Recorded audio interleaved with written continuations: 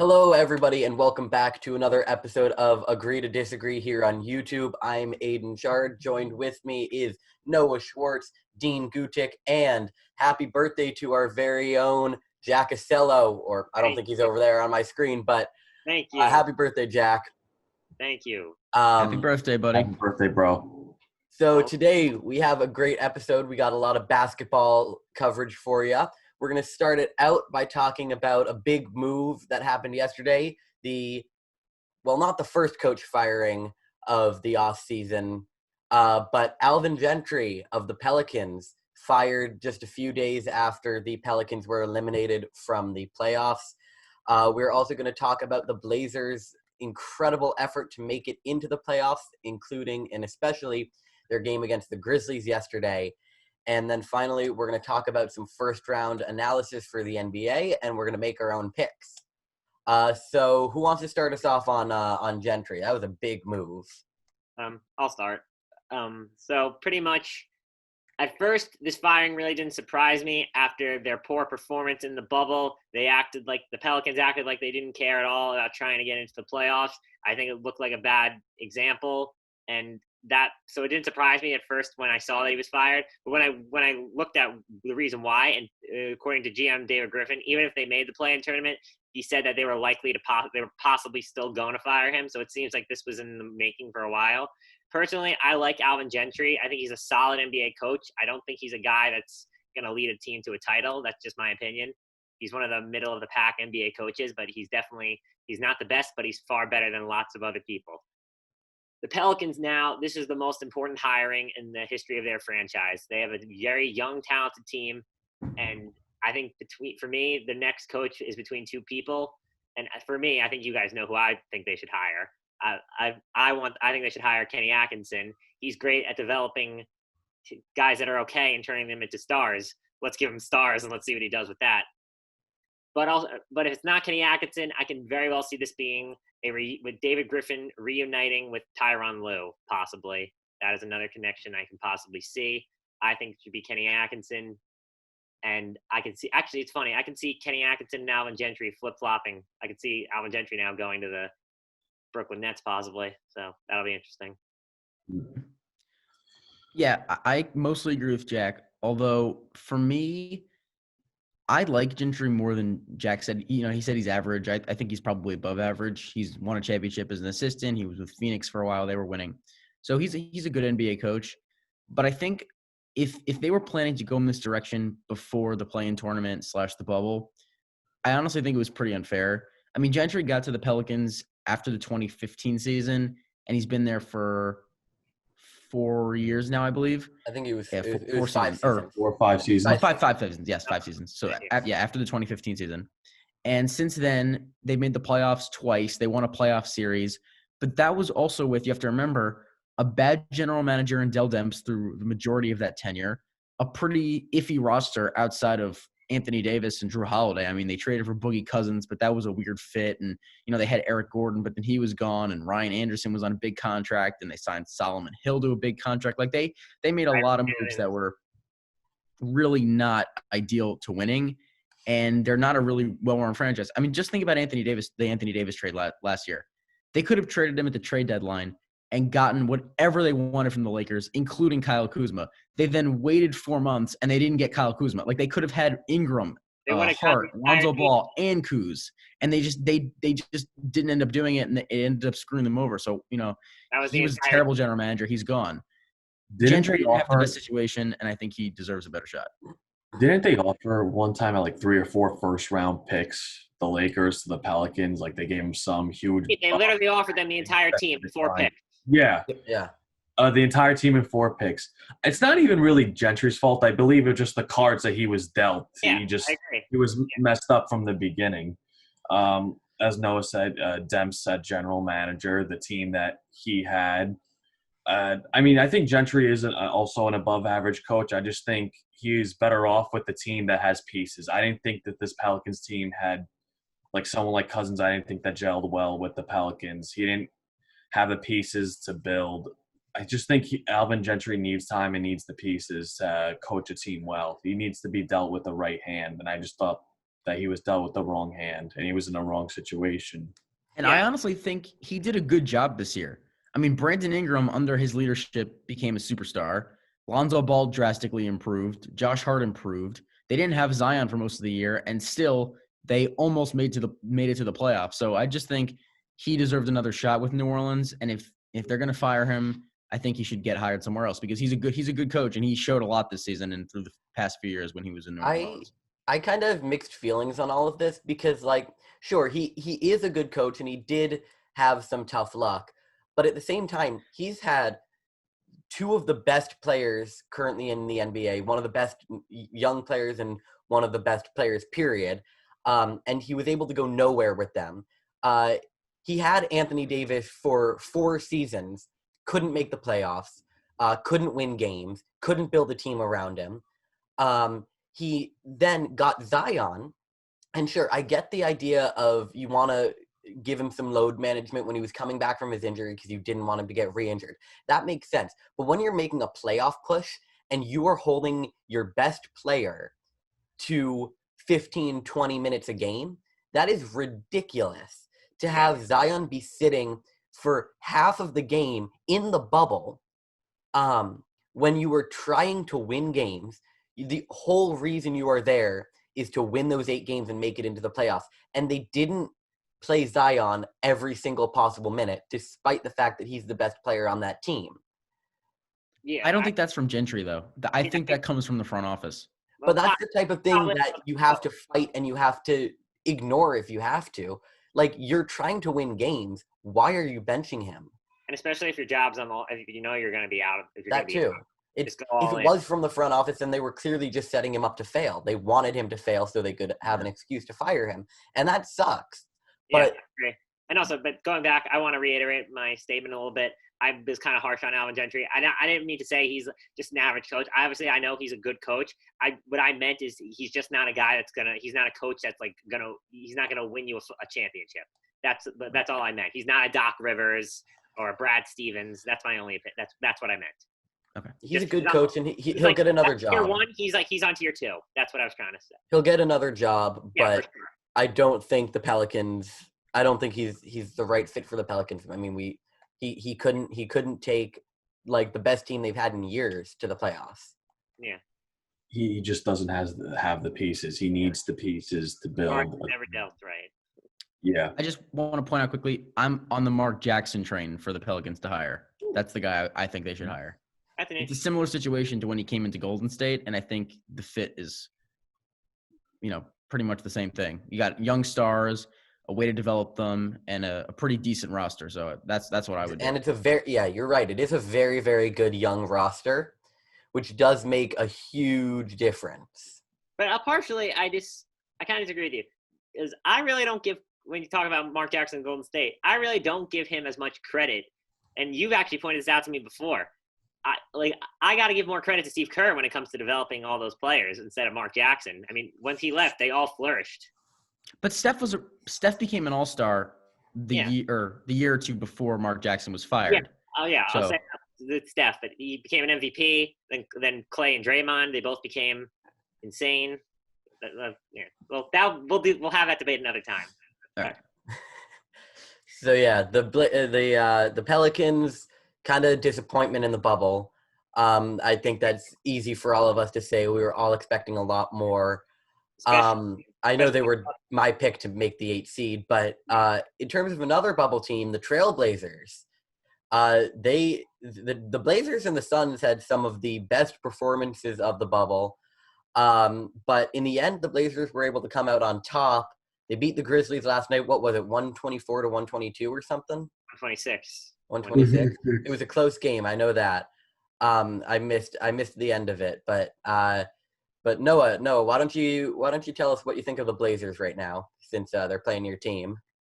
Yeah. So, look, I mean, Portland's good. I mean, let's just be honest about it. And they are going to pose a significant challenge to the Lakers, especially offensively, because when you have guys like Dame and then you add CJ to that, Melo, Nurkic, not only do they have size, but they're also incredibly skilled at various positions on the floor. But here's the thing, and this is what I really want to point out when it comes to their series coming up. They don't have anybody, because especially without Trevor Ariza, they don't have anybody that can keep LeBron James from the front of the rim, keep him from getting to the basket at will. He will have a field day. Anthony Davis, same thing. They don't have anybody that can even come close to stopping Anthony Davis. He'll have a field day. So that's where the Lakers pose a threat. But just in terms of what the Blazers have done, I mean, my goodness, have they been great offensively throughout this bubble. My goodness, have they been good in the clutch. CJ McCollum yesterday was fantastic in the fourth quarter. Dame has been so good in so many fourth quarters. And they just have guys that get buckets. And it's difficult to stop these shooters like Trent, Melo, guys like that, when you're trapping Damian Lillard 40 feet from the basket, and then it creates 4-on-3 situations where he can just drive to the rim, see what's going on with the defense, if they rotate to him or not, and then just kick out to one of those shooters. I mean, that's what happened with the 3 that Melo hit yesterday. Gary Trent did the same thing late in the fourth. When you have so many guys who can knock down 3-pointers, and the Lakers really don't, it opens up the floor so much for you, especially when you have a guy who's getting trapped 45 feet from the rim as soon as he crosses half court. Yeah. I mean, it's like they have their own power play. They have the man advantage. You saw against the Brooklyn Nets, they would double team Dame late in the game, and it would start to open up more for the Blazers on the floor. Defense is a huge concern for them against the Lakers. There's no point now against LeBron and AD, but they're a guard-heavy team, and I think for the Lakers, it's kind of, knowing Rondo out, Bradley opted out, it'll be a little tough to play a team that's guard-heavy and that's good at the guard position, such as Dame Lillard and CJ McCollum. But I think the Blazers is the best matchup for the Lakers out of all the 8 seeds, and I think they could give them a solid shot. I agree. I don't think necessarily that the Blazers are going to win the series. I mean, of course, I'm rooting for them because I hate the Lakers. No offense, Noah. It's more of a Boston thing. I don't want them to win a championship because then they're tied with us. But I will be rooting for the Blazers. That being said, I think the Lakers are probably going to take it. I do think the Blazers are going to give them a fight. Take it. It's not going to be a 4-game sweep either way. This series is probably going to go to the 7th game. Either way, and I'm very excited to see the way it goes. Yeah, Aidan, I don't know if it's gonna. I think it's gonna go 6 games. That's my personal opinion. I'm gonna compare this series kind of like last year, Golden State to the Clippers. I think it's kind of gonna be a series like that. Obviously, they're the big underdog. They're gonna go out. They're gonna play hard every night, and it's not gonna be easy. It's not gonna be a cakewalk for the Lakers for sure. In terms of the playing game yesterday, I thought it was an absolutely great game, and it's a phenomenal idea. And I hope the NBA, when everything goes back to normal, I'd actually like them to continue doing this. I think it's really entertaining, and I was on the edge of my seat the entire time I was watching it. Overall, it was a great game. The Blazers as a whole, as a team, they all played phenomenal. Damian Lillard, actually, it's like Damian Lillard had a bad game in terms of Damian Lillard standards. He only had 31 and 10 in like the last 5 games. He's been averaging 50. But CJ McCollum, he's been unbelievable, and he's playing with an injured back. Yesterday, Nurkic really impressed me. 20 and 20 with 7 assists, and he hit some threes from behind, and he hit some big threes. Also, Melo, he struggled, but he hit him when it mattered most. A big thing, though, for the first round series, Zach Collins got hurt, and he did not return. That could be big coming up in this series against the Lakers. But anyway, I think the Lakers and Blazers, I'm going to give more of my opinions on it once we go into the first round predictions, so I'm going to wait on that. But yeah. Can we talk for a second, though, about, not just this Grizzlies game, but Dame's performances over the last 4 games that he played?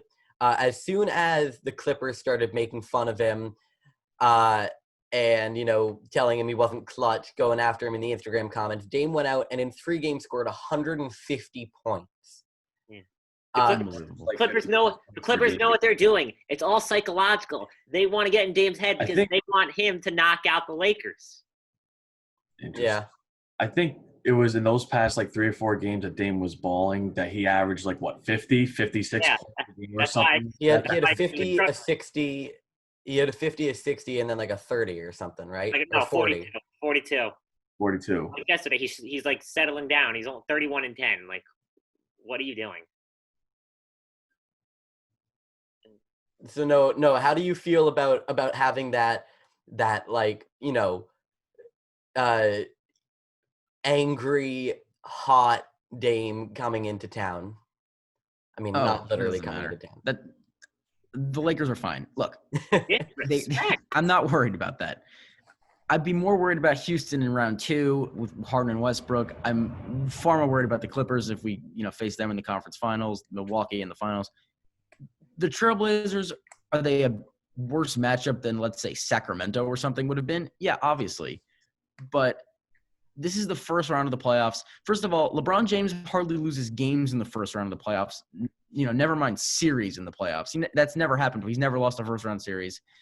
He's barely lost first-round games. Outside of 2018 when they had that 7-gamer against Indiana, he had gone years by sweeping first-round series year. There was a fly on my camera. Sorry. Yeah. Oh yeah, we saw. That's why there was that thing there.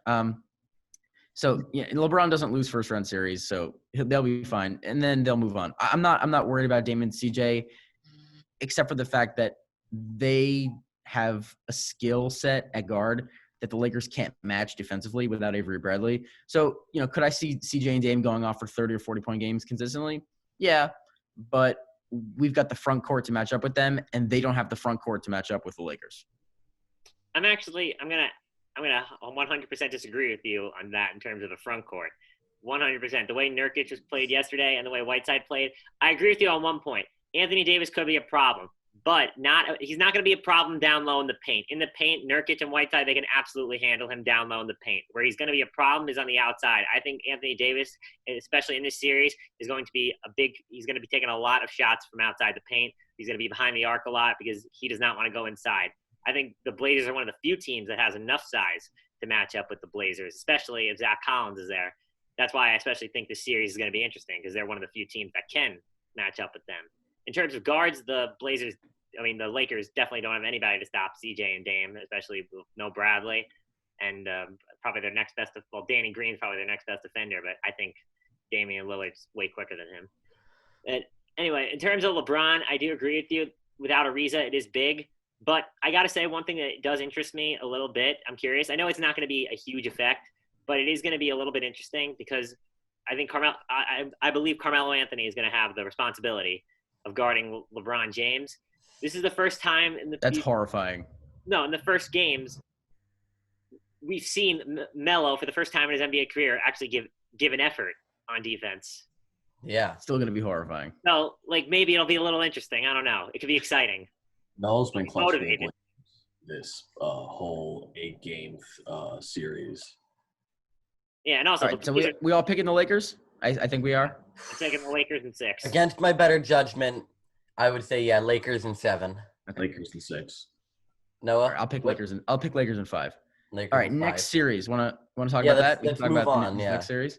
Yes.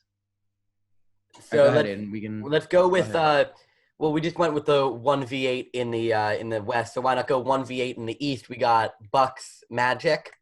This isn't too difficult of a decision for me. No one really even paid attention to the East in the bubble outside of the competition between the 2, 3, 4 seeds. That was really the only interesting part. Jack, what's your pick? Bucks Magic. Normally, I would say if this was during the regular season, without the bubble, I honestly do think it would have been a 4-game sweep. I don't know why, just the bubble. I feel like Giannis, he did miss one game. He got suspended one game, and then he didn't play in their last game. So maybe he'll be a little rusty one game potentially. I'm going to say gentleman's sweep. I'm going to go 5 games. All right. They may steal one. Noah? I'd also say 5 games. I think at one point maybe Vucevic will have a big game or something, and the Magic can pull one out. But the big key to this series, and as it is in really any series that Milwaukee plays in, is how do you keep Giannis from getting to the basket at will and scoring 25 points a game in the paint? And the Orlando Magic's answer to that would have been in the form of Jonathan Isaac, and he is gone for the year with the ACL injury. So now they don't have him on the wing to stop Giannis. I mean, Jonathan Isaac might have been a first-team all-defensive player if he was healthy all season. So that's how good he is. Now they won't have him. That responsibility will probably be put on Aaron Gordon a lot of the time, and he's nowhere near the defender that Isaac is. So Giannis should have a field day. And, Middleton will be fine. Bledsoe, I mean, they're a really good roster. So, maybe Vucevic or somebody gets hot one game, maybe Fournier, and the Magic can pull one out. Jack's right. In the bubble, no fans. It might be a little harder to sweep somebody. But I'll pick Milwaukee in 5. I'm also going to go Milwaukee in 5. Milwaukee's got also, I believe, the best defense in the league, ranking-wise, or top 3 defense. I believe, other than Noah saying Vucevic going off, I believe their defense could steal possibly one game in that series. However, with Isaac out, I don't think they're going to have an answer for Giannis. And you said it best, Jack. Normally, I would say Bucks in 4, but I think the Magic will be able to pull one out at least, and just that's it. Yeah, for sure. Yeah, I definitely agree Bucks are going to win. I do disagree. I'm going with the sweep. I say Bucks in 4. I think the Magic are going to keep it close in all the games, but I don't think they're going to be able to take down Giannis and the Bucks. They just seem like too good of a team to me. Yeah. All right, so let's go on to the back to the West. We'll go with the 2v7. So we got Clippers, Mavericks. Yeah. My favorite matchup of the first round. Dean, why don't you lead us off? That's your favorite matchup. We got 2 good other series. We're not going to say yet. Anyways, I think I said Clippers in 5, maybe 6. I think that the Mavericks are going to be a solid matchup for us. Luka Doncic could go off at any given moment. I do believe, however, the Clippers have the wing players, let alone just the roster, to shut down Doncic or even Porzingis, who's been having a solid bubble.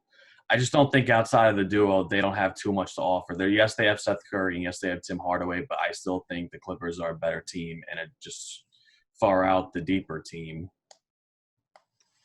Yeah, I'm going to agree with Dean here. I'm going to say this is a 5-game series. Part of 5-game series for me for a couple of reasons. One, I think the Clippers, they're going to have some players coming back. They could be a little rusty. Patrick Beverley, Landry Shamet, and Montrezl Harrell, especially Montrezl Harrell. He hasn't played any games in the bubble. He could be off. He could be slow. I'm sure he's going to be limited in probably the first 2 games. But also, the reason I say this game was only going to be 5. Well, first off, all the games in the series are going to be exactly like that play-in game. They're going to like the Blazers versus Grizzlies. It's going to be 2 teams. They're both going to play hard, but in the end, it's going to come down to one team that has experience and one team that doesn't. And that's why the Clippers are going to edge them out. The only reason I say it's 5 and not a sweep, mainly, is also because I feel, especially with what the Clippers did, I feel they're going to go up 3-0. They're going to take it a little bit easy, as they've done throughout the season. They're not going to rest their players, but I'm sure they're not going to be as in go all the way. So I feel like the Mavs are going to steal 1. Yeah. Noah, what do you think? I'll pick the Clippers in 6 games. I love Dallas. I mean, people have heard this from me. I'm a Porzingis fan. He was with the Knicks, and I think Luka Doncic is going to be one of the greatest players to ever play this game. He is so talented. Yeah, I think in his first postseason, there'll be some growing pains. I think maybe he may struggle at times, especially with the length that the Clippers can throw at him. But at the end of the day, when you have a guy who's that skilled, there's no way you can really stop him. And I honestly say he might score 35 points a game in this series. He's that good, and he'll take that many shots. Yeah. And I actually think that in a couple of the games, they'll be able to pull it out late just because Doncic and Porzingis are becoming a really, really phenomenal duo in this league, one of the top duos in the league. And so I think they'll win a couple of games. I think one disadvantage that the Mavericks do face, though, is they don't have enough playmaking outside of Luka, and a lot of teams have targeted him in the fourth quarter, doubling him and making sure that the ball goes out of his hands because they don't really have anybody else to make plays for others and to run that offense. And I think that can hurt them. But at the end of the day, I'll pick them to take 2 games, and the Clippers will win in 6 in a really entertaining, high-scoring series. I think, it's gonna be a fun series. I think the Mavericks are gonna play well. I think they're gonna come out strong and take the first game against the Clippers. No one's gonna expect it. The Clippers aren't gonna be ready for them, but they're gonna game plan immediately and then take the next 4. So I'm going Clippers in 5. It's what makes most sense to me. I don't see the Mavericks winning this series. But I do see a fun series ahead. This is going to be a good playoffs, isn't it? So you're predicting what happened to your Celtics last year? No one needs to know about that. All right, so let's go to 2v7 in the East. We got Brooklyn versus Toronto. Another pretty easy series for me. Yeah. I'll start it off. I think this is going to be another sweep. Brooklyn, they beat the Bucks, but they just look awful. I don't think they look good, and I don't think they're going to stack up to the Raptors. So I'm going Raptors in 4. Nice, clean, easy sweep. It's not going to be too difficult for them either. I don't think it's going to be particularly close. Yeah, I 100% agree with you. This is going to be an easy sweep for the Raptors. And also, all the games that the Nets won, all these teams aren't playing full strength. They're resting players. They're playing unlimited minutes. Raptors are going to play as they would in the regular season. Well, not as they play in the regular season, just like their starters are actually going to play minutes. That's what I'm trying to say. Their starters will play regular minutes, and Karis LeVert will not be able to score 60 like he's been doing, and the series will be over in 4. Yeah, this one is probably the easiest series to pick. Raptors in 4. I also think Siakam is gonna bully them down the stretch. The Raptors have one of the best depth. They have very good depth in the league. This isn't much of a series to talk about. I think the Raptors got this in 4. I'll take Raptors in 5. I think they'll lose the first game because that's what the Raptors seem to do every year in the playoffs. They lose their first game that they're supposed to win. Happened last year against Orlando. It's happened in years prior to that. And I think Kyle Lowry will struggle shooting in game 1 like he does every single year in game 1s. So Brooklyn will pull out the first game barely, and then they'll get creamed the next 4. Yeah, I could see a 5-game sweep, 5-game series. I couldn't see anything more than that personally. Toronto's not a great half-court offensive team, and unless they get out in transition, they're not really that terrifying on the offensive end. And I think maybe one night they'll struggle shooting, and that's what will happen to them. All right, 3v6 in the West. Denver versus Utah. Nuggets versus Jazz. Noah, who you got? And we got to speed this up a bit because we're running low on time. All right, Denver in 7. I love the matchup with the big men here, Gobert and Jokic. That should be really entertaining. But the thing is, Denver's just a little too deep on the perimeter, where Utah is a little weak there without Bogdanovic. So I'll take Denver in 7, but this will be probably the closest series of any of the ones that happen in the West in the first round. All right, Jack, what you got? Yeah, this is tough for me. Well, first off, I'm not 100% on this. Are Gary Harris and Will Barton, are they going to be back for the playoffs? I expect them to be, yes. Yeah, I think so, yeah. If they're back, I'm actually going to disagree with you. I think the Nuggets are going to take it in 6. Overall, I just think they're too deep. And Donovan Mitchell, biggest thing with Bogdanovic was they had another guy who could score the ball. With that wasn't Donovan Mitchell, and he's in the same situation he was last year. You stop him, you stop the Jazz. Yeah. Dean? No disrespect, I think this is my favorite series to pick. This is a toss-up. This series is a toss-up. I got the Nuggets in 7. Jokic and Gobert will be a great matchup. I think outside of that is what makes it. Despite Murray and Mitchell, I think someone like Michael Porter Jr. can also have another breakout series. I think Michael Porter has been on a tear in the bubble. I think Michael Porter is going to continue to pour it on. I am also going to take the Nuggets in 7. I don't have much to say on it. I just want to move. I'm going to move on to the next game. We got 3v6 in the East. This is my personal favorite matchup, the Celtics versus the 76ers. I think it's going to be tough for the Celtics. We're not looking at our best, but the 76ers are also not looking up their best right now. So I'm going to take the Celtics in 6. I'll agree with you. Yeah. Go ahead, Jack. All right, sorry. Yeah, I agree with you. I think the Celtics are going to take this in 6. It's actually interesting though, because before, if Ben Simmons was healthy, this was going to be one of my upsets for the first round. With Ben Simmons healthy, I think the Sixers had a chance, but without him, no, they're going home in 6. Yeah, I agree. I got Celtics in 5. I'll take the Celtics in 6. I'm going to make a bold prediction here.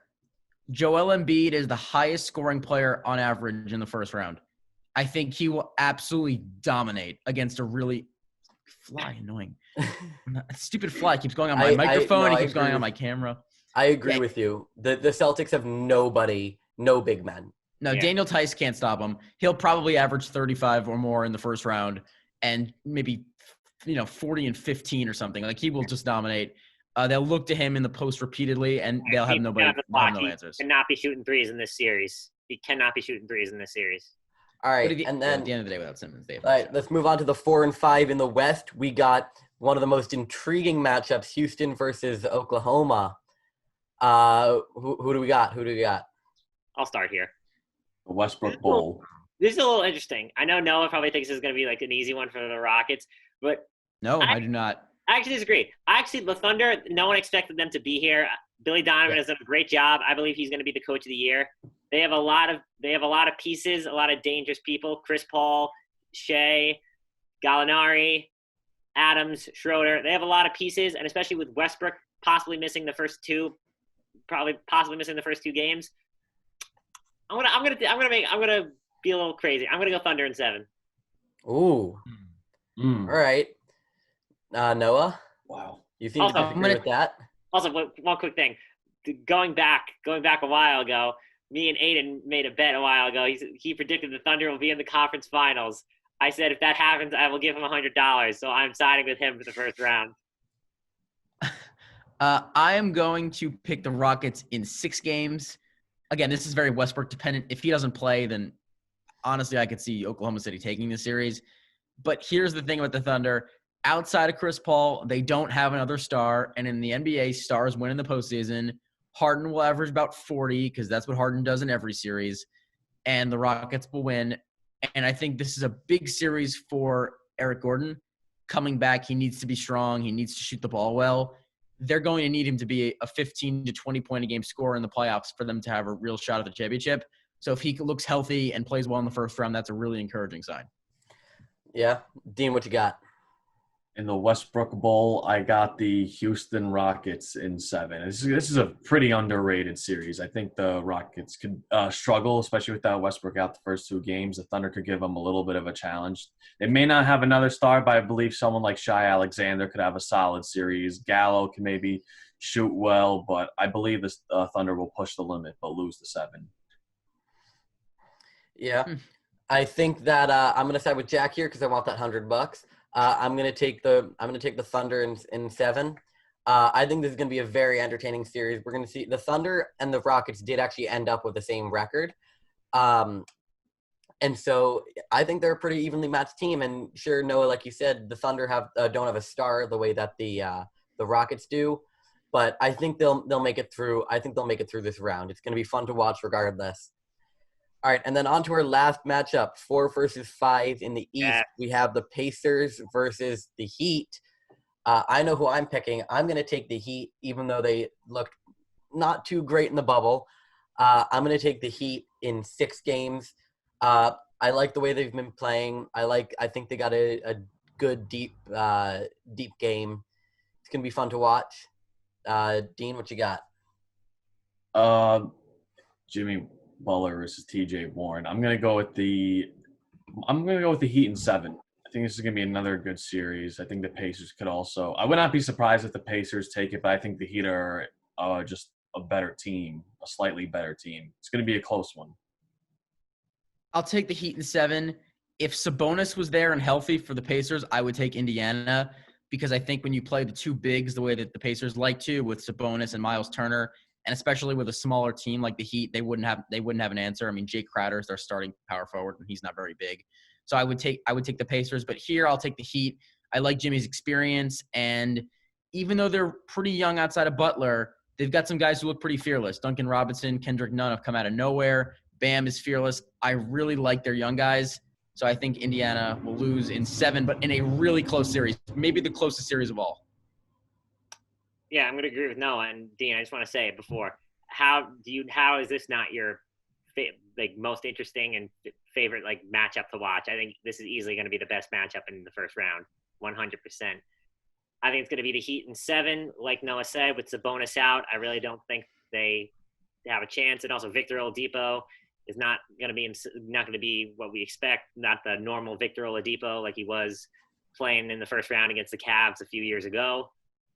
So that is going to be a major factor. The Heat just have more experience. Jimmy Butler, Jay Crowder's played in some playoff games. Goran Dragic, Iguodala.